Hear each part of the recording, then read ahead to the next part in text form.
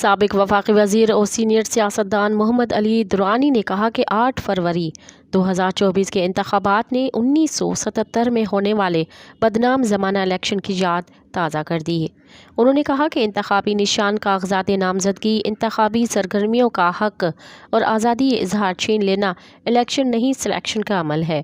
جمہوریت کے خلاف یہ جنگ سب کی شکست بن جائے گی۔ پنجاب انتظامیہ کے زور پر پری پول ریگنگ کر کے 1977 کے انتخابات کی تاریخ دہرائی جا رہی ہے۔